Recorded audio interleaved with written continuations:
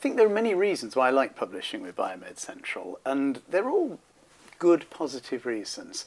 I think the first one I like is that I like openness in scientific publishing, and I actually like it when referees sign their names on their reports. I like to know who's saying these things, and I find that when they do that, they're actually honest and decent and truthful, whereas I've had, in traditional anonymous refereeing, I've had terrible reports from people who've hidden behind anonymity and said things which are outrageously bad. And I also like the fact that on your website you actually put those reports there so anybody can read them and see what decisions were made, what changes were made, and that sort of thing. So I like the openness of the refereeing process very much.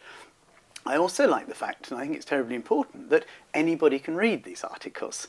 And I do work which is partly medical, and the first paper we published with Biomed Central was a paper on patients with primary ciliary dyskinesia. It's a rare disease of the lungs. And what we realised was we'd done this study and our patients wanted to be able to read it, and other patients wanted to be able to read it. And of course, with open access, anybody around the world can click on it and read it.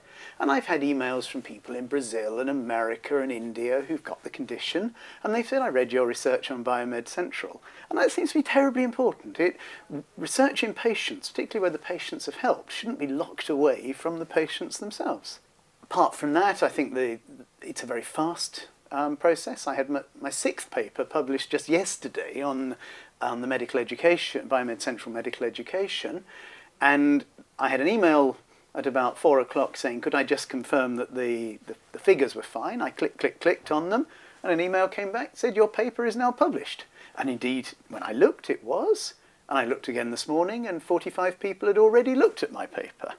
And that's another thing I like, that I can see the statistics of how many people are reading the paper, how quickly it's being read. And that's all terribly nice, and it's something I don't get with any other journal. Of the 6 papers I've published, 2 of them have had press releases. Of those 2, one of them had a press release and there was almost no response at all, except in my own college, where people like to see these things, and our press office picked it up and was aware of it, and that's very nice nowadays. But the other one, it was published in August, which admittedly is the silly season as far as the media are concerned, but I must have spent 24 hours going around the television studios and the radio studios of London, fending off newspaper and journalists and journalist questions, and there was lots and lots of press interest. It got a vast amount.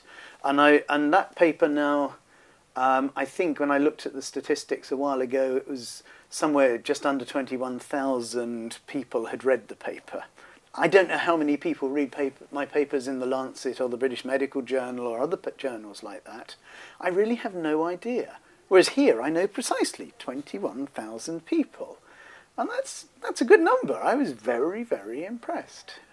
And so, I think you do know that when it's getting out there and when it's having an impact.